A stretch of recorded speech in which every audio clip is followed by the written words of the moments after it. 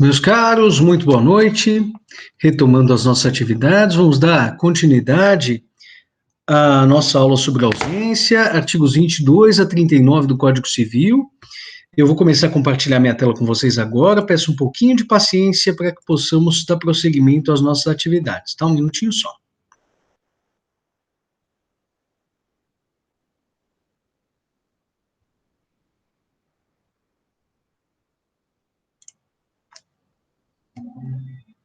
Muito bem. No nosso encontro imediatamente anterior, nós tivemos a oportunidade de falar a respeito da primeira etapa da ausência, chamada de curadoria dos bens do ausente, e tivemos a ocasião de iniciar a segunda etapa, chamada de sucessão provisória.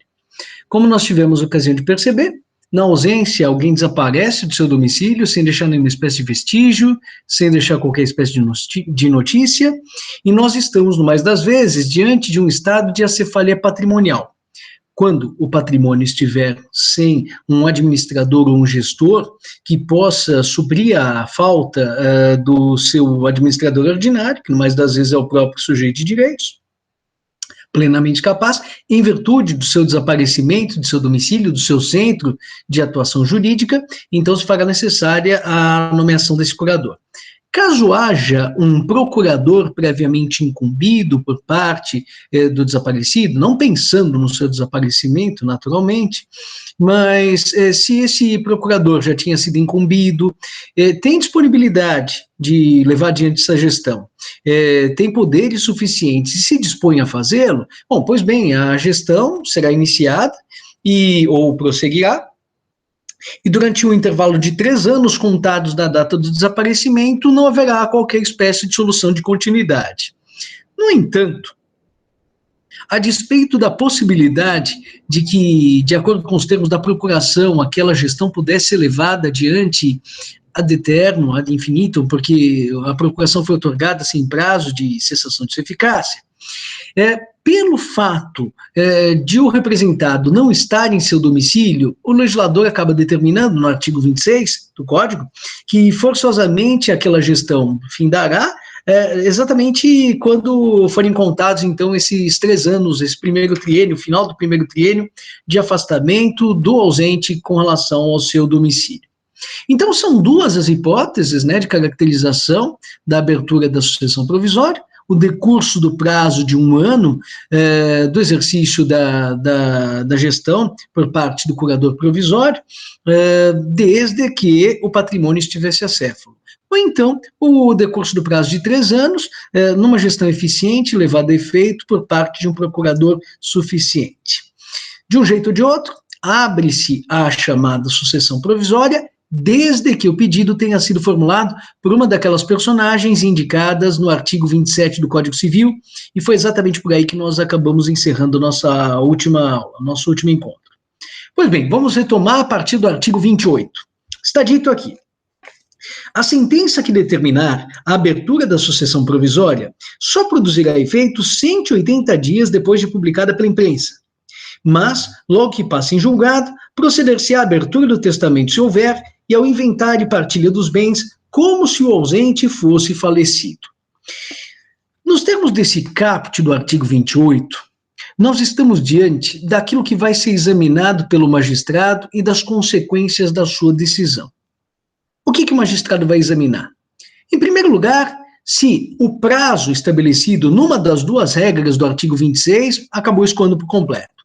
1 ano para uma hipótese de ausência precedida, então, de uma curadoria dos bens do ausente, a partir da arrecadação, ou 3 anos de gestão eficiente por parte do procurador, contados do desaparecimento, no que diz respeito àquela situação em que não se verificou a cefalia patrimonial. Em segundo lugar, se quem postulou a abertura da sucessão provisória é uma das personagens do artigo 27. Se as 2 respostas forem afirmativas, o juiz, em uma decisão, uma sentença simplérrima, ele vai dizer o seguinte: ante o exposto, julgo procedente o pedido formulado para o fim de decretar a aberta a sucessão provisória do desaparecido fulano. Vejam, é claro que no mais das vezes, depois que inventaram Ctrl+C, Ctrl+V, depois que os processos não se fizeram mais manuscritos, é claro que as sentenças acabam sendo um pouco mais prolixas do que isso. Mas no essencial, são essas as informações constatadas pelo magistrado e é esse o teor da sua decisão. Mas, professor, ele não vai determinar como é que os bens serão distribuídos? Não, ele simplesmente vai determinar a abertura da sucessão provisória. Mas quem correrá atrás da partilha dos bens serão os próprios interessados por meio dos expedientes próprios, o inventário ou o arrolamento. O inventário é um procedimento judicial um pouco mais trabalhoso, um pouco mais intrincado, e que acaba sendo manejado sempre que existem interesses de incapazes, quando existe testamento, quando existe alguma controvérsia entre os sucessores. Quando não existe controvérsia entre os sucessores, quando todos são maiores e capazes, quando não existe testamento, existe a possibilidade de utilização do arrolamento, isso para falar das vias judiciais e não nas vias extrajudiciais. Mas, de toda forma, não é o juiz, ao decretar a abertura da sucessão provisória, que determina como os bens serão partilhados. Na verdade, nesse artigo 28, caput, nós vemos duas espécies de efeitos da decisão que determina a abertura da sucessão provisória. O primeiro é o chamado efeito processual. Proferida essa sentença pelo magistrado, nós vamos ver que essa sentença vai ser publicada e, após o decurso do prazo de interposição de recursos, se ninguém interpuser recurso, que é o que mais acontece, aí a sentença acaba ganhando contornos de definitividade, ela vai transitar em julgado, passar em julgado. Sentença transitada em julgado ou passada em julgado é aquela a respeito da qual formou-se a coisa julgada. Vocês devem se recordar, quando eu analisei o artigo 6º da Lei de Introdução às Normas do Direito Brasileiro, eu dizia que a lei retroativa não pode atingir o ato jurídico perfeito, o direito adquirido e a coisa julgada, que é aquela decisão solidificada, contra a qual não cabe mais nenhuma sorte de recurso. Bom, mas se alguém recorrer dessa decisão, que determinou a abertura da sessão provisória, então logo julgado o último recurso, então a decisão passa em julgado, e aí, o efeito processual é que, passado em julgado, já se podem tomar as providências voltadas à repartição dos bens, por meio de um prévio inventário e sucessiva partilha dos bens entre os sucessores. Esse é o efeito processual. Se ninguém recorrer da decisão que determina a abertura da sucessão provisória, é bem possível que esse inventário e o cumprimento do testamento, tudo isso se dê com uma certa brevidade. No entanto, os efeitos materiais da sentença que determina a abertura da sucessão provisória só se produzirão no intervalo posterior a 180 dias da data de publicação dessa decisão.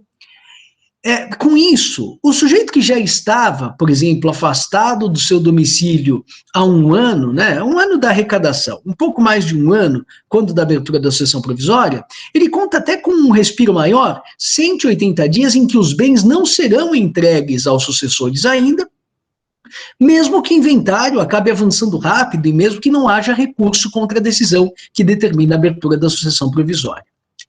De toda forma, nós temos nesse artigo 28 dois parágrafos. O primeiro parágrafo, me perdoem a forma pouco ortodoxa de falar, mas é um completo estranho no ninho. Está dito aqui, fim do prazo a que se refere o artigo 26, e não havendo interessados na sucessão provisória, ou seja, ninguém pleiteou a abertura da sucessão provisória, cumpre o Ministério Público requerê-la ao juízo competente. Bom, quando nós falamos em cabimento ou descabimento de ajuizamento da sucessão provisória, nós estamos a falar dos artigos 26 e 27. Eu já disse, né? O artigo 27, para efeito previsto no artigo anterior, ou seja, o 27, para mim, deveria ser um parágrafo único do artigo 26, e, por via de consequência, esse parágrafo primeiro do artigo 28 também deveria ser um parágrafo segundo. O legislador fez aqui uma baita de uma farra, uma baita de uma lambança, né?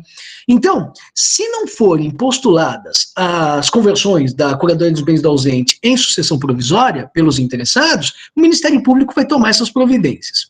Mas naquilo que efetivamente diz respeito à procedência do pedido de abertura da sucessão provisória e as providências subsequentes, aí o parágrafo 2º é importante. Ele diz o seguinte, me acompanhe. Não comparecendo herdeiro ou interessado para requerer o inventário até 30 dias depois de passar em julgado a sentença que mandar abrir a sucessão provisória, proceder-se-á à arrecadação dos bens do ausente pela forma estabelecida nos artigos 1819 a 1823. Esses artigos 1819 e 1823 cuidam da chamada herança jacente e da herança vacante. Vocês vão estudar esses artigos com o nosso diretor, o professor Rodrigo Gago, lá no âmbito do direito das sucessões. A herança que aparentemente não tem nenhum herdeiro, ela permanecerá aguardando, ela permanecerá jazendo à espera do surgimento de um determinado herdeiro. E após o escoamento dos prazos estabelecidos em lei, nesses artigos 1819 seguintes, não sendo encontrada nenhuma espécie de herdeiro, os bens serão devolvidos à fazenda pública, à fazenda dos estados, à fazenda do Distrito Federal, ou da União no que diz respeito a bens situados em territórios federais. Mas isso vocês vão estudar com o nosso diretor, o professor Rodrigo Gago, lá no 5º ano, não é bom que tenham ansiedade. De toda forma, aqui sim, nós estamos diante de uma disposição que diz respeito às providências posteriores à abertura da sucessão provisória. Aqui é importante destacar que nos 3 artigos imediatamente subsequentes, artigo 29, artigo 30 e artigo 31, nós vamos verificar a existência de providências de natureza cautelar, providências de natureza provisional. São precauções que se adota com relação a esses bens envolvidos nessa sucessão provisória, com o intuito de que eles venham a ser protegidos caso o ausente consiga regressar ao seu domicílio. Então, com uma mão se dá algo aos sucessores em caráter provisório, em caráter precário, desde que efetivamente ofereça alguma perspectiva de garantia, e, ao mesmo tempo, se tomam certas medidas de natureza cautelar, mas cautelas do direito material, não do direito processual, no sentido de fazer com que efetivamente estejam resguardados os interesses do ausente se ele retornar e ressurgir no seu domicílio. O que diz o artigo 29? Diz o seguinte: antes da partilha, o juiz, quando julgar conveniente, ordenará a conversão dos bens móveis, sujeitos a deterioração e extravio, em imóveis ou títulos garantidos pela União. Vamos imaginar a seguinte situação. Agora, depois da aula, eu estou com muita fome e eu resolvo que vou fritar um ovo. Vocês me sugerem que frite o ovo na minha frigideira de metal ou na minha frigideira de isopor? Puxa, professor, você vai causar um incêndio na sua casa, porque frigideira de isopor, isso é brincadeira? É um brinquedo da sua filha? Não, na frigideira de metal, obviamente. Tá, calma, não quero aqui ofender ninguém. Mas pergunto, se eu tiver de comemorar, fora do tempo da pandemia, mas se eu tiver de comemorar no parque com alguém, algum acontecimento, passar um domingo alegre, sem a pandemia, eu levo os refrigerantes, as cervejas, os refrescos onde? Numa caixinha de metal ou numa caixinha de isopor? Ah, professor, numa caixinha de isopor. E por quê? Ah, porque o isopor é um péssimo condutor de calor, ao passo que o metal é um excelente condutor de calor. Fazendo-se aqui uma analogia, nós poderíamos dizer que os bens imóveis, eles têm as suas virtudes e os seus defeitos. Os bens imóveis são ilíquidos. Ou seja, se eu tiver de vender um imóvel, meu Deus do céu, provavelmente a sua venda não será rápida. E mesmo que eu tenha um comprador certo, mesmo que não haja controvérsia com relação ao preço, as providências relacionadas à alienação de um bem imóvel acabam sendo um pouco mais burocráticas, na acepção positiva da expressão mesmo, para gerar segurança. Então, a alienação de imóvel não é rápida. Para vocês terem uma ideia, eu me mudei aqui para São Bernardo do Campo, no final do ano 2019, em dezembro de 2019, e eu vendi meu apartamento em julho de 2019, 3 meses depois, né, de tê-lo posto à venda. E foi uma venda considerada rápida. Até hoje, me ligam, ontem mesmo me ligou uma senhora, querendo saber se o apartamento lá da Vila Mariana estava à venda. Eu falei, já foi vendido em julho de 2019. Ela, foi tirado do sistema. Porque os imóveis normalmente são difíceis de se alienar. Agora, vamos supor que eu precise de dinheiro para agora, e antes de entrar na aula, eu acabo, em certa medida, entrando em contato com o gerente lá da minha corretora, ou com o gerente do banco, e quero liquidar determinadas posições, determinados investimentos que eu tenho. É possível que, ao final da aula, esses investimentos já tenham sido liquidados, que o dinheiro já esteja na minha conta. Nossa, professor, que bacana! E, além de tudo, se os investimentos rendem mais do que os aluguéis em um imóvel, hein? Quem vai investir em imóvel? Por exemplo, o ausente. Sabe por quê? Porque o imóvel, realmente, ele não é investimento necessariamente o mais lucrativo. No entanto, as oscilações relacionadas aos valores dos imóveis ocorrem, inclusive no caráter descendente, pode haver inclusive depreciação de valor de imóvel, é mais raro do que a oscilação positiva, mas essas oscilações tendem a ser graduais, tendem a ser lentas, havendo oportunidade para que um gestor atento acabe remanejando aquele valor para uma outra sorte de investimentos. Por isso, por serem investimentos mais seguros, os imóveis acabam sendo recomendados não, quem recomenda sou eu, acabam sendo prescritos pelo legislador, no artigo 29, como sendo o objeto em que se converterão aqueles bens móveis passíveis de deterioração ou depreciação. Por exemplo, automóveis de luxo. Eu não sou um grande conhecedor de automóveis, muito menos de automóveis de luxo, mas a minha pouca experiência me diz que esses automóveis, quando são tirados da concessionária, já valem menos do que valiam no interior da concessionária. Com o passar do tempo, então, a desvalorização acaba sendo grande. Imaginem que eu tenha comprado alguns equipamentos de informática e logo depois de tê-los comprado, acabo fazendo uma viagem e fico desaparecido durante alguns anos. 6 anos depois eu volto. É claro que se estiverem bem guardadinhos, aqueles equipamentos até estarão prontos para uso, mas o seu valor acabará sendo irrisório perto daquilo que eu desembolsei. Por quê? Porque esses bens também acabam sendo obsoletos, eles sofrem de uma obsolescência bastante acentuada. Então, esses bens passíveis de depreciação precisam ser convertidos em bens imóveis ou então em títulos garantidos pela União, Tesouro Direto, no mais das vezes, porque acabam sendo investimentos um pouco mais seguros. Professor, você garante que a União não vai dar calote na gente? Bom, eu garanto que o legislador quer que não, porque ele acaba recomendando a utilização e investimento em bens imóveis ou títulos garantidos pela União. Não apenas dos bens passíveis de depreciação, como também dos bens passíveis de deterioração, em razão de causas extrínsecas de perecimento, como, por exemplo, uma safra que corre o risco de ser perdida se não for colhida a tempo. Então, todos esses bens móveis passíveis de deterioração deverão ser convertidos em dinheiro e, ato contínuo, esse dinheiro acaba sendo investido ou em imóveis ou em títulos garantidos pela União, para preservar esses valores caso o ausente regresse ao seu domicílio. Segunda providência, e esse artigo 30 me parece ser o artigo que melhor simboliza o espírito da sucessão provisória, que é o tal do ótimo de Pareto, que é tentar entregar as coisas aos sucessores, os bens aos sucessores, mas ao mesmo tempo acautelar os interesses do ausente, caso ele acabe regressando ao seu domicílio. Vejam o que se diz nesse artigo 30, só que eu vou fazer a leitura do caput, depois do parágrafo 2º e por fim do parágrafo 1º. Essa inversão de ordem tem sua razão de ser, eu já explico. Diz o artigo 30, os herdeiros, para se emitirem na posse dos bens do ausente, darão garantias da restituição deles, mediante penhores ou hipotecas equivalentes aos quinhões respectivos. Parágrafo 2º, os descendentes e o cônjuge, uma vez provada a sua qualidade de herdeiros, poderão, independentemente de garantia, entrar na posse dos bens do ausente. E o parágrafo 1º, aquele que tiver direito à posse provisória, mas não puder prestar a garantia exigida neste artigo, será excluído, mantendo-se os bens que lhe deviam caber sob a administração do curador ou de outro herdeiro designado pelo juiz e que preste essa garantia. A ideia subjacente a esse artigo 30 é a seguinte: eu preciso, aberta a sucessão provisória e promovido o inventário ou arrolamento, eu preciso entregar, no final das contas, esses bens aos sucessores. Eles precisarão ser emitidos na posse desses bens. Só que, às vezes, um bem-intencionado sucessor, mas desastrado, pode colocar em risco aqueles bens que ele recebe.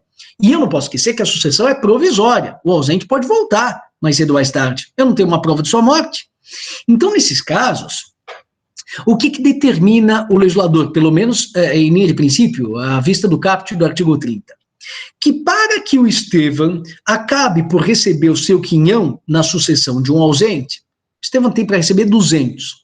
Eu precisarei oferecer em hipoteca, direito real de garantia que recai sobre bens imóveis, ou em penhor, direito real de garantia que recai sobre bens móveis, o exato valor de 200. Ah, professor, e aí quando você constitui essa hipoteca ou esse penhor, aí o ausente, que um dia pode retornar, estaria protegido. Porque caso eu acabe dilapidando todos esses bens que me são entregues, bom, se executa a garantia e o patrimônio está recomposto. É essa a ideia. Mas, no parágrafo 2º, nós já vamos encontrar uma espécie de exceção. E é uma exceção grave. Porque, em se tratando dos sucessores necessários do ausente, quem são os sucessores necessários? São aqueles que não podem ser afastados mesmo que o sujeito queira. Descendentes, ascendentes e cônjuge ou companheiro. Atenção! Tudo que se diz a respeito do cônjuge acaba sem se estender ao companheiro. Professor, você concorda com essa intelecção que se faz do texto constitucional? Não. Mas, manda quem pode, obedece quem tem juízo. O STF determina uma quase que plena equiparação, pelo menos para os efeitos desse artigo ela vale, entre o cônjuge e o companheiro. Muito que bem. Então, descendentes, filhos, netos, bisnetos, ascendentes, pais, avós, bisavós, cônjuge ou companheiro, entram na posse dos bens deixados pelo ausente e sem a necessidade de oferecimento de garantias. Quem é que sobra desses eventuais sucessores? Bom, se eu já gastei o que tinha contra os cônjuges, companheiros, descendentes e ascendentes, sobram quem aí no nosso cenário? Os colaterais, irmãos, tios, sobrinhos e primos, e os herdeiros testamentários. Esses colaterais, irmãos, tios, sobrinhos e primos, e os herdeiros testamentários indicados em testamento, e que não necessariamente acabam sendo herdeiros legítimos, esses precisam oferecer garantia, e garantia correspondente ao valor dos quinhões. Professor, e se eles não conseguirem oferecer essas garantias? Eles ficarão privados da posse daqueles quinhões. Ah, quer dizer que eles perdem direito sobre os quinhões? Perdeu direito sobre os 200, já que não tinha como oferecer hipoteca ou penhor sobre os 200? Não, ele não perde o direito. Só que ele não vai ter acesso àquela importância imediatamente. E faz diferença isso, professor? Faz. Porque durante esse período em que se exerce a posse, o titular da posse pode usar e pode também fruir daqueles bens. Em se tratando, por exemplo, de um bem imóvel, né, o exemplo fica mais palpável, eu poderia morar naquela casa, ou se eu já tiver uma casa menor, mas que me agrade ver de maneira mais gostosa na minha casa mesmo, do que numa casa que eu tenha recebido por força de uma sucessão, bom, eu posso alugar aquela casa grandona, aquela mansão, e receber aqueles aluguéis que mensalmente me serão pagos, desde que eu tenha a posse. Caso eu não tenha posse, eu não tenho essas prerrogativas de usar e de fluir. Então é uma situação realmente muito interessante ao sucessor, de que ele venha a ser emitido na posse, mas para isso ele precisa oferecer essa sorte de garantias. O artigo 31 do Código Civil estabelece uma outra medida de natureza cautelar, protetiva, provisional. Se diz aqui: os imóveis do ausente só se poderão alienar, não sendo por desapropriação, ou hipotecar quando ordene o juiz, para lhes evitar a ruína. O que isto quer dizer? Isso quer dizer que, em regra, bem imóvel incorporado ao patrimônio do ausente, dali não sai. Ah, mas é possível que haja alguma exceção? Claro que é. Por exemplo, a chamada desapropriação. Quando a União, os estados, o Distrito Federal ou os municípios acabam decretando um determinado bem como de utilidade pública, e o caminho aí é muito difícil. Porque muito provavelmente esse bem sairá do patrimônio do particular, seja ele um particular qualquer, seja um ausente, e aquele bem passará a ser integrado à fazenda pública. E o particular vai receber uma indenização. Bom, se for recebida a indenização, em caso de ausente, ela será convertida em outro imóvel ou em títulos garantidos pela União. Também existe uma outra previsão expressa nesse artigo 31, no sentido de que, eventualmente, o imóvel esteja com risco de ruína. Imaginem a município de São Luís do Paraitinga, aqui no Vale do Paraíba. É um município muito bonito, é uma cidade histórica, e que foi muito castigada em virtude de algumas chuvas torrenciais, inundações, ocorridas há alguns anos. Tanto que na época não tinha pandemia, mas o carnaval de São Luís do Paraitinga acabou sendo prejudicado, e é uma atração local.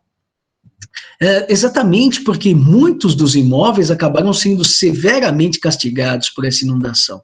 E aí o que acontece? Bom, em linha de princípio, se o imóvel ameaça ruína e o proprietário não tem, o ausente não tem, por meio do seu curador como, ou do seu sucessor, como fazer frente àqueles gastos, excepcionalmente poderá ser autorizada, mediante alvará, a alienação.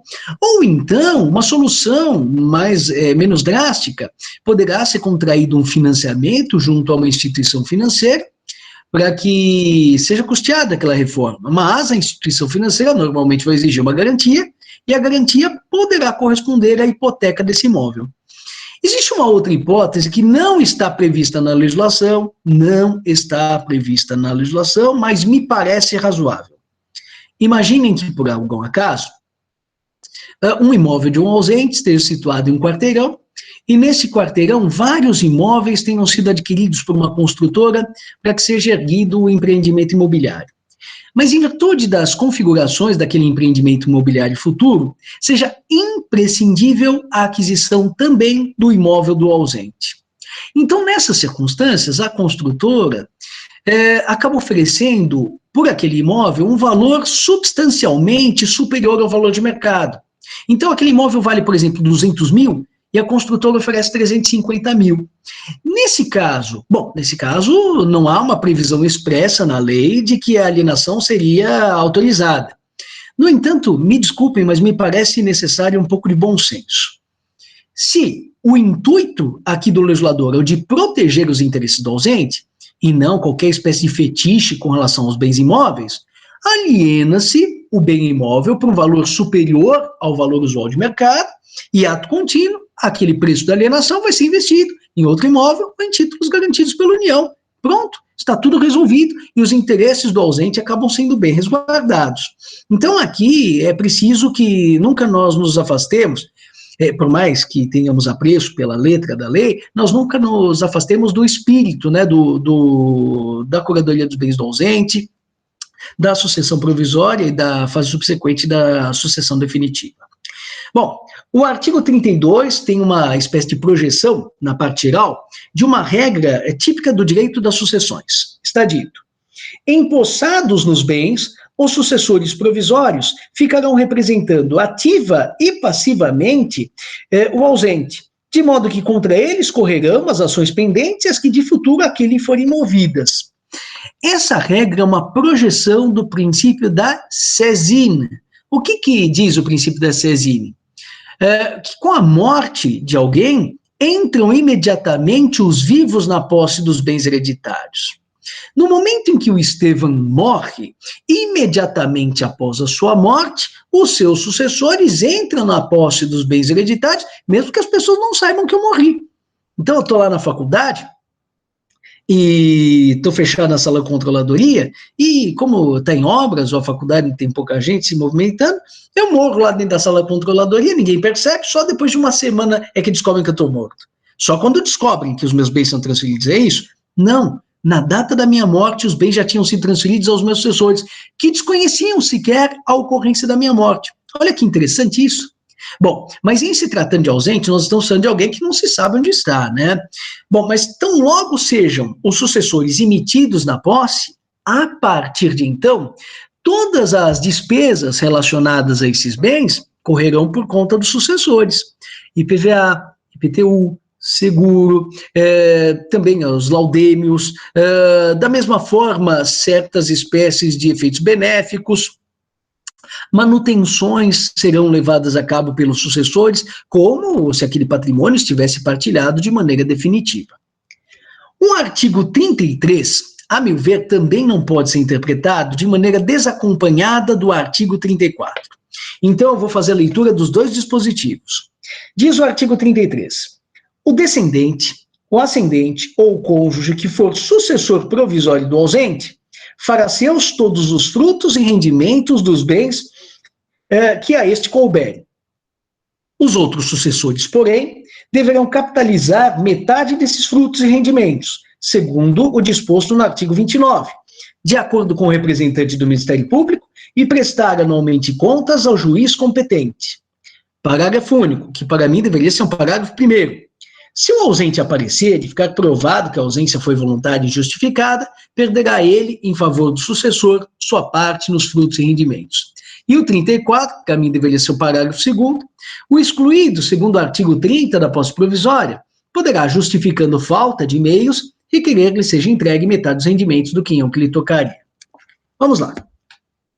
No que diz respeito a esse artigo 33, nós precisamos pensar que aquelas mesmas personagens que estariam desoneradas do oferecimento de garantias correspondentes a penhores ou hipotecas, o descendente, o ascendente, o cônjuge e o companheiro, eles têm aqui também, no que diz respeito aos frutos, um tratamento diferente do dispensado aos colaterais, irmãos, tios, sobrinhos, primos, e inclusive aos herdeiros testamentários.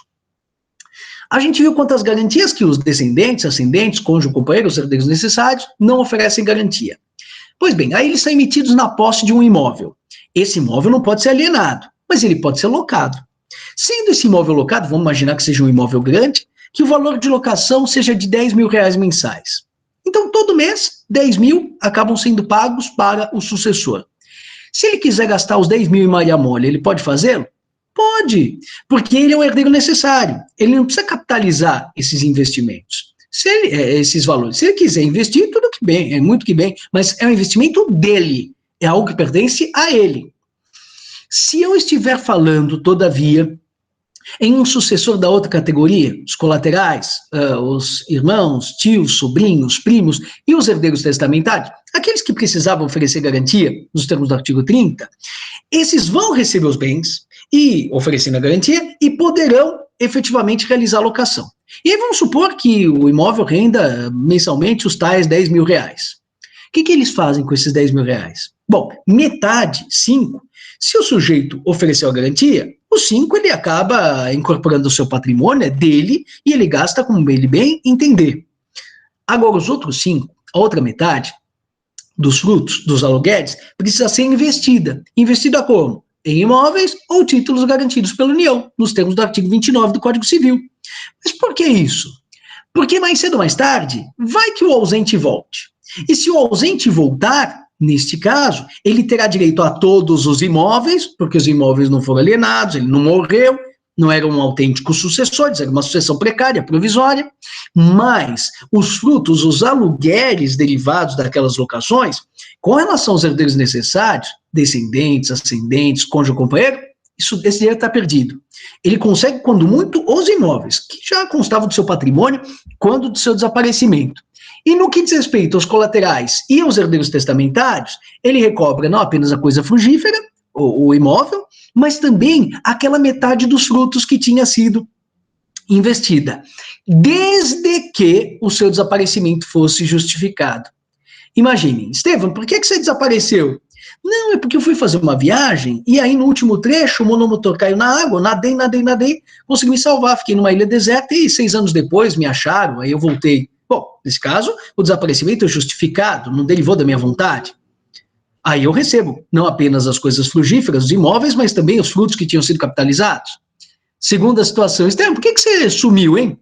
Ah, sabe, os meus alunos não prestaram atenção na minha aula. A minha mulher me mandou a merda. A minha sogra jogou sal demais na minha comida. Os meus gatinhos me morderam. Os meus pais não queriam falar comigo porque eu não os visitava. E aí eu cheguei e falei, vai todo mundo pro inferno e vou seguir a minha vida. Fui embora. Passados uns 2 ou 3 anos, aí a raiva passou. Aí eu voltei. Bom, que beleza, que bom que voltou. Retoma os bens imóveis? Retoma os bens imóveis normalmente. No entanto, aqueles frutos que tinham sido capitalizados pelos meus herdeiros não necessários, esses eu não vou ter direito de reaver. Serão distribuídos efetivamente aos pseudo-sucessores, né? Como foram distribuídos aos, entre aspas, sucessores necessários, uma vez que de autênticos sucessores nós não estamos a falar, né? Professor, e qual o teor da regra do artigo 34? Essa regra do artigo 34 é interessantíssima. Por quê? Porque nós vimos que aquele que não é herdeiro necessário, os colaterais e os herdeiros testamentários, portanto, para terem acesso à posse desses bens, eles precisam oferecer penhores ou hipotecas, no exato valor dos bens que por eles são recebidos. Então, vai receber um imóvel de 250 mil, precisa oferecer uma hipoteca ou um penhor no valor de 250 mil. Não ofereceu essa garantia, não tem acesso ao bem imóvel, não tem acesso ao quinhão. E aí não pode usar e não pode fruir. Essa é a ideia, né? Subjacente ao parágrafo 1º do artigo 30. Mas, professor, tem um sujeito que não oferece a garantia porque não quer, porque é manhoso, é tinhoso, é teimoso. Mas tem aquele que não oferece a garantia, não porque não queira, mas porque não tem algo a oferecer nesse mesmo montante. Tratar essas pessoas da mesma forma é uma baita de uma injustiça. Bom, Aristóteles já dizia, né? Justiça comutativa significa tratar pessoas que estão em posição de igualdade da mesmíssima forma. Mas justiça distributiva significa tratar as pessoas que estão em situação de desigualdade de forma desigual para que elas atinjam futuramente uma situação, uma posição de igualdade. E nesse caso, aquele que não pode oferecer garantias, em certa medida, sofre um tratamento injusto se é privado, por exemplo, da posse. Ah, então tá bom, professor, então a gente vai dar a posse dos bens para o sujeito mesmo sem oferecer garantia. Não, porque ainda estamos numa sucessão provisória. É possível que o ausente esteja vivo e é provável que ele esteja vivo também. Então, a gente não transfere a posse provisória para o virtual sucessor não necessário, colateral ou herdeiro testamentário, que não tenha meios para oferecer garantia. A posse realmente continua ou com outro herdeiro ou com um curador. Mas esse imóvel, por exemplo, pode ser alugado, não disse isso? E aí, os 10 mil reais, 5 mil serão necessariamente investidos e capitalizados no interesse do ausente, caso ele retorne. Mas aqueles outros 5 mil, que poderiam ser embolsados pelo sucessor não necessário se oferecesse garantia, poderão ser destinados ao herdeiro, ao colateral ou herdeiro testamentário, desde que ele prove falta de meios. Ou seja, que ele não ofereceu garantia, não porque ele não queira, mas porque ele não tem meios para efetivamente guarnecer os interesses do ausente. E aí nós chegamos efetivamente àquele ótimo de Pareto, né?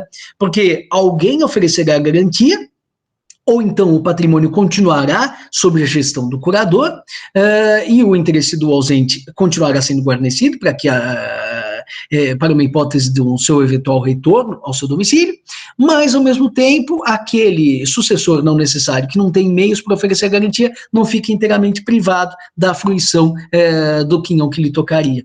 Então, é uma regra muito bonita essa do artigo 34 do Código Civil e que espelha, na verdade, uma disposição do artigo 478 do Código de 16.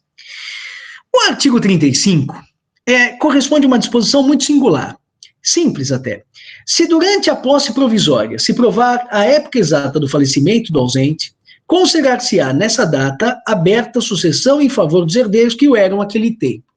Ou seja, se nós encontrarmos o corpo e tivermos a certeza da morte de um determinado ausente, nessas circunstâncias de ausência não estou mais a falar.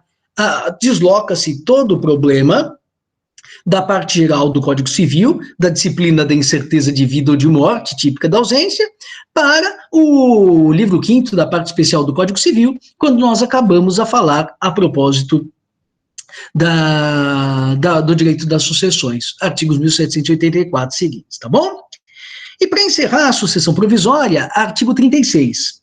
Se o ausente aparecer, ou se lhe provar a existência, depois de estabelecida a posse provisória, cessarão para logo as vantagens dos sucessores nela emitidos, ficando, todavia, obrigados a tomar as medidas assecuratórias precisas até a entrega dos bens a seu dono. Vamos imaginar a seguinte situação.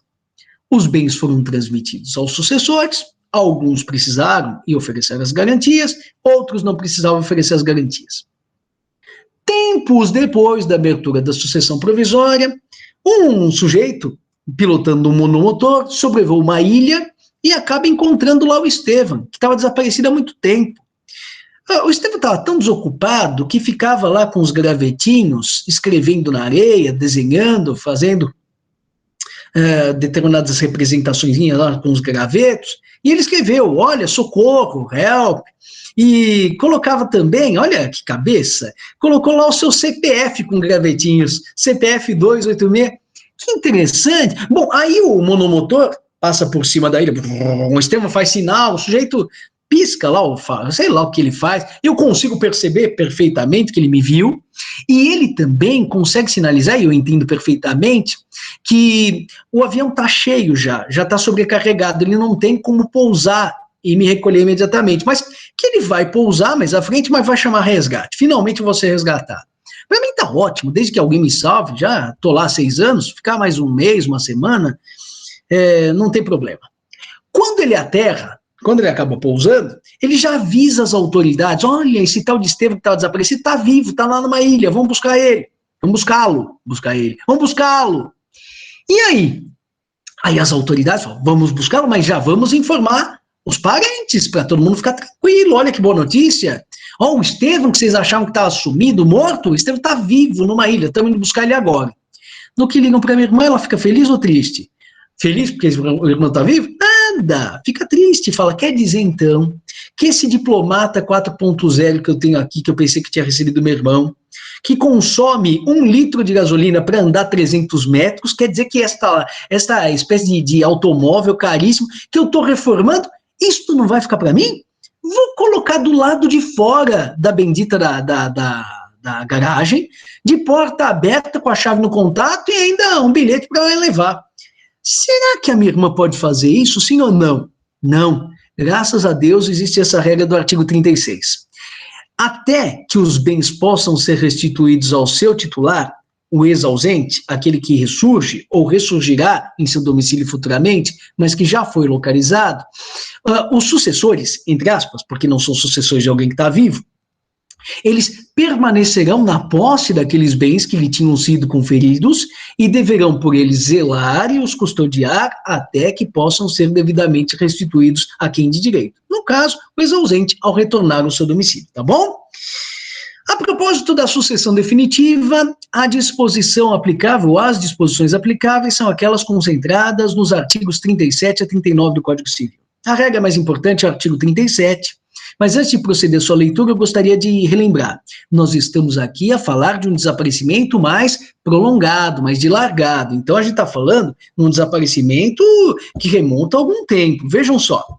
10 anos depois de passada em julgado a sentença que concede a abertura da sucessão provisória, poderão os interessados requerer a sucessão definitiva e o levantamento das cauções prestadas.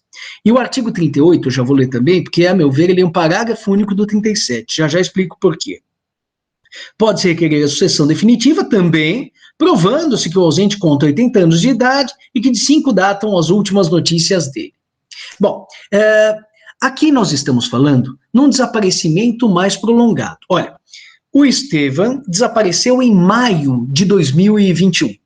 Aí todo mundo aguarda, porque sabe como é que é, o Estevão é louco para não dar notícias, mas passado algum tempo, chega-se à conclusão de que os bens devem ser mesmo arrecadados e entregues a um curador. Os bens são entregues a um curador, por exemplo, em junho, 1º de junho de 2021. Passado um ano da arrecadação desses bens e entrega ao curador, pode ser aberta a sucessão provisória, em junho de 2022. Passados 10 anos da abertura da sucessão provisória, trânsito em julgado da decisão, ou seja, em junho de 2032, pode ser aberta a sucessão definitiva. Então, o sujeito já está desaparecido em 2032, há 11 anos, mais de 11 anos, né? Então é tempo para chuchu. É possível que esteja vivo? Permaneci 6 anos na ilha, posso permanecer 15, né? Mas é provável que esteja vivo? Bom, 11 anos é mais provável que esteja morto, embora a possibilidade de vida exista, uma vez que seu corpo nunca tenha sido encontrado. Como a probabilidade maior é de morte e a possibilidade de vida é menor, acaba sendo remota, nessas circunstâncias, o que é que nós vamos verificar? Uma espécie de redução daquele espírito cautelar que caracterizava a curadoria dos bens do ausente e a sucessão provisória. Então, aquelas cautelas materiais que tinham sido adotadas, não mais agora se justificarão. Então, alguns sucessores, lembram, tinham que oferecer garantias, penhores e hipotecas? Se ofereceram, essas garantias serão desconstituídas. cessou o penhor do bem imóvel, cessou a hipoteca do bem imóvel. Aquele que não podia oferecer alguma garantia, pois bem, será emitido definitivamente na posse dos bens sucessórios, dos bens hereditários, sem oferecimento de qualquer garantia agora. Aqueles frutos que tinham sido capitalizados em benefício do virtual reaparecimento do ausente poderão ser levantados agora, inclusive, claro, pelos sucessores não necessários. Os imóveis que não poderiam ser alienados durante a sucessão provisória e durante a curadoria dos bens do ausente, agora podem ser alienados. Então, são vários os efeitos materiais, os efeitos patrimoniais derivados da abertura da sucessão definitiva e da cessação dessas medidas de natureza cautelatória. Isso se aplica não apenas nesses 10 anos subsequentes à abertura da sucessão provisória, mas também na hipótese daquele que desaparece, tem mais de 80 anos, e as últimas notícias que remontam a essa pessoa datam de mais de 5. Aqui, o artigo 38, a meu ver, é um parágrafo único do artigo 37 disfarçado. Vejam só, pode-se querer a sucessão definitiva também. Olha que malandrinho, o legislador que tinha usado também no começo do artigo 23, né, eu tinha feito um escândalo na aula passada, ele utiliza também aqui no artigo 38, mas acho que ele viu o escândalo, né, então ele arrastou também lá para metade das disposições. Mas não, aqui nós estamos diante da mesma consequência, a abertura da sucessão definitiva. Ah, professor, eu posso fazer um bem bolado aqui? 80 anos de idade, 5 anos das últimas notícias, o sujeito tem 83 anos e as últimas notícias são de pouco mais de 2 anos. Pode 83 mais 2 é igual a 80 mais 5? Não. Os dois requisitos aqui são cartesianos, são claros e devem ser observados de maneira bastante rigorosa, porque é regra excepcional. Caso contrário, caminho natural, curadoria dos bens do ausente, sucessão provisória e depois sucessão definitiva, tá? Se tinha mais de 80 anos, quando se pede a abertura da sucessão definitiva, e as notícias datam de mais de 5 anos, aí o caminho está aberto para que se intente diretamente a sucessão definitiva. Além desses efeitos patrimoniais, haverá também um efeito pessoal muito significativo. E ele está previsto no artigo que é velho conhecido de vocês, e foi examinado na aula de número 5, quando nós falávamos da extinção da personalidade natural. Ali no artigo 6º estava dito assim, está dito, a existência da pessoa natural termina com a morte. É a morte real, né, diagnosticada pelo exame da morte encefálica. Mas, segunda parte do artigo 6º, presume-se esta, quanto aos ausentes, nos casos em que a lei autoriza a abertura da sucessão definitiva. Então, passados esses mais de 11 anos desde o desaparecimento do Estevão, aí sim ele é considerado como presumidamente morto. Tanto é presumidamente morto que pode bater a porta e aparecer depois dos tais 11 anos, né? E exatamente a partir do momento em que é presumida a minha morte, cessa o vínculo matrimonial que me unia à minha esposa. E ela será considerada viúva e poderá se casar novamente. Nossa, professora, ela precisa esperar 11 anos ou um pouco mais para se casar novamente? Pela viuvez, sim. Mas existem outros caminhos que serão apresentados a vocês no próximo slide, mais abreviados. Mas pela viuvez, só quando da abertura da sucessão definitiva. Professor, mas e se depois desses tais 11 anos o sujeito reaparecer? Vejam, a solução dessa questão está no artigo 39 do Código Civil. Regressando ao ausente nos 10 anos seguintes à abertura da sucessão definitiva, ou algum de seus descendentes ou ascendentes, aquele ou estes, haverão só os bens existentes no estado em que se acharem, os subrogados em seu lugar, ou o preço que os herdeiros e demais interessados houverem recebido pelos bens alienados depois daquele tempo. Ou seja, o sistema desaparece em maio de 2021. Arrecadados são os seus bens em junho de 2021. Em junho de 2022 se abre a sucessão provisória. Em junho de 2032 se abre a sua sucessão definitiva. Até junho de 2042, se o Estevão aparecer, ou algum descendente ou ascendente que tenha sido preterido, pois bem, ele haverá os bens no estado em que ele se encontrava.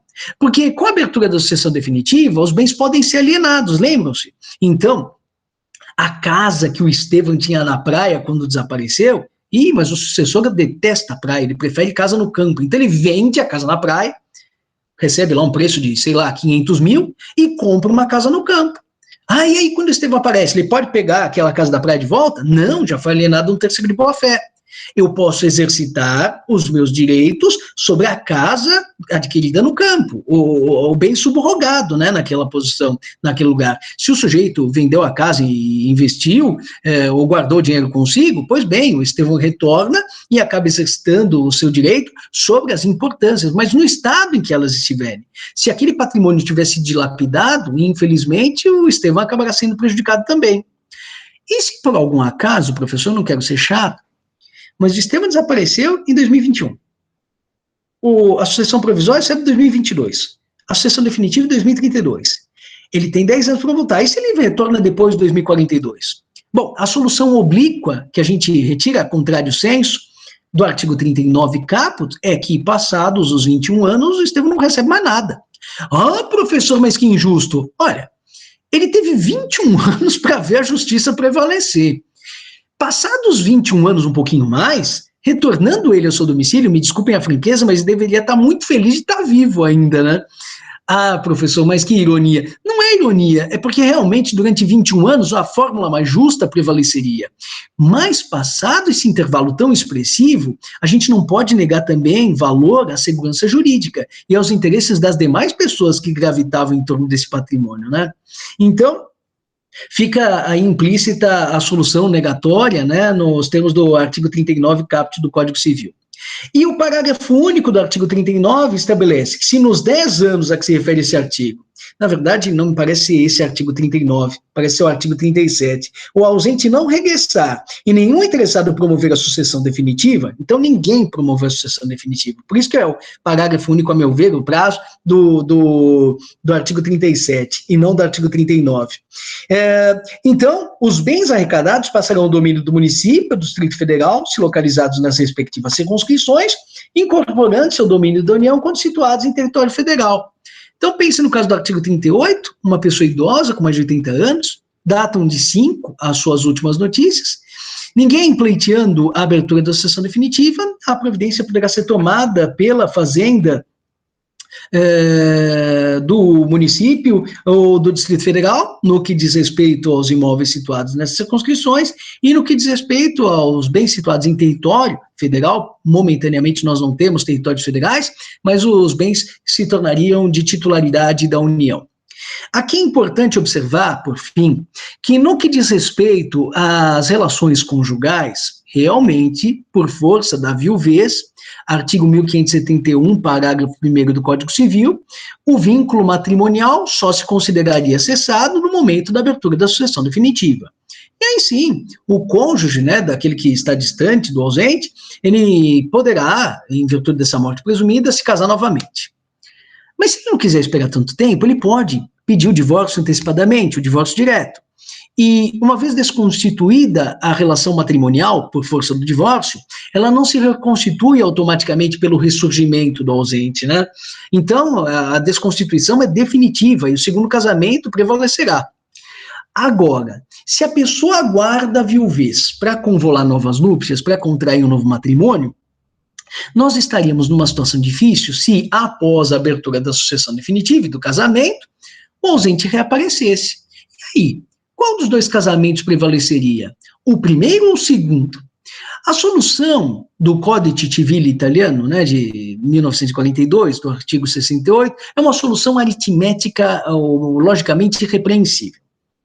Se o sujeito não tinha morrido, aquele que estava em seu domicílio ainda e desconhecia o paradeiro do ausente, estava casado ainda. E se ele se casou novamente, o segundo casamento foi contraído, ainda que de boa fé, mas em decorrência de um impedimento matrimonial, e o segundo casamento seria nulo, prevalecendo o primeiro. Professor, do ponto de vista técnico, essa solução é irrepreensível. Não se esqueçam, direito não é uma ciência social pura, é uma ciência social aplicada.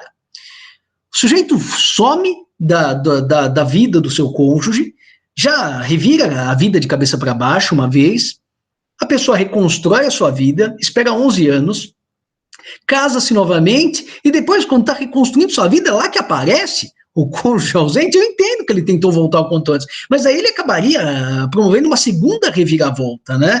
um casamento que já se considerava extinto pela viuvez, agora é ressuscitado, é estranho nessa situação. E por isso, talvez a solução brasileira acabe se aproximando da solução do direito romano. Professor Elcio, o professor Helmut talvez já tenham falado a vocês do ius post limine. Certamente eu falei a propósito do artigo 3º da Lei de Introdução às Normas de Direito Brasileiro. O que era o ius post limine? Um sujeito acabava sendo capturado na guerra, né, pelo povo inimigo, e ele era considerado como se estivesse morto no momento da captura. Ah, não, professor, mas ele estava vivo. Sim, era uma ficção. Se considerava um vivo como se morto fosse, para que seu patrimônio continuasse sob domínio dos romanos. E se ele escapasse? Bom, se ele escapasse e retornasse a Roma e atingisse a distância de menos de 1 milha do centro de Roma, aquele perímetro, né, aquela circunferência era chamada de pomerium, se ele transpusesse o limite do pomerium de 1 milha do centro de Roma, ele recobraria automaticamente a sua liberdade, todos os seus bens, excetuadas 2 relações, a posse e o matrimônio, porque são 2 relações eminentemente fáticas, e por isso elas não poderiam ser reconstituídas à custa do funcionamento, bom ou mal, de uma determinada ficção. Bom, de toda forma, vocês vão estudar isso com o meu querido amigo, com o professor Elcio Madeira, ou com o professor Helmut Steinwacher. De toda forma, deixa eu olhar aqui para ver se existe alguma dúvida. Ixi, meu Deus do céu, aqui não tem pergunta, aqui tem fofoca, os senhores estão brincando aqui, vocês pilantrinhas, não? Bom, se vocês tiverem qualquer dúvida, é claro que eu estou inteira à disposição de vocês para tudo necessário, Eduardo, vocês, hein? E além disso, se tiverem, às vezes a pessoa tem receio de fazer pergunta em sala de aula, tudo bem, encaminhe as dúvidas para o e-mail estevam.pousada@direitosbc.br, com E na frente, N no final, .pousada, que é meu sobrenome, @direitosbc.br. Eu vou tentar responder os e-mails o mais rápido possível, normalmente em menos de 24 horas eu consigo respondê-los, mas é que infelizmente eu estou com algumas atribuições da própria faculdade que nesse momento estão me atrapalhando um pouquinho, então talvez eu demore um tantinho mais para responder. No mais, meus caros, na próxima semana nós nos encontraremos para falar a respeito da aula de número 8, Pessoas Jurídicas, Disposições Gerais. É uma aula longa, que demora 2 semanas e que pressupõe análise dos artigos 40 e 52 do Código Civil. Fiquem atentos e, se possível, leiam essas disposições. A ausência, por exemplo, não é um assunto difícil, é um assunto fácil, só que ele é complexo, é cheio de regrinhas. Se eu perguntar qual o sentido da vida, se eu perguntar a vocês, atropelo os funcionários que estão na minha frente, na linha, ou viro o bonde para a direita, isso é uma pergunta difícil de se responder, mas é uma pergunta simples, em frente, ou à direita, ou à esquerda. A ausência não é difícil, é só complexa, e por isso requer atenção e muito cuidado da parte de vocês. A mesma coisa se diga a propósito das disposições gerais das pessoas jurídicas. Portanto, eu peço a vocês que leiam esses artigos 40 e 52, exceto 2 regras que vão ser deixadas para a semana subsequente, os artigos 50 e 43. Então, dos artigos 40 e 52 eu examinarei todos na semana que vem, excetuados única e exclusivamente os artigos 50, sobre desconsideração da personalidade jurídica, teve modificação recente sobre esse artigo, e 43, que serão deixados para a outra semana, tá bom? Opa, um minutinho só aqui. Vamos agora a dúvida, tinha uma dúvida de alguém aqui.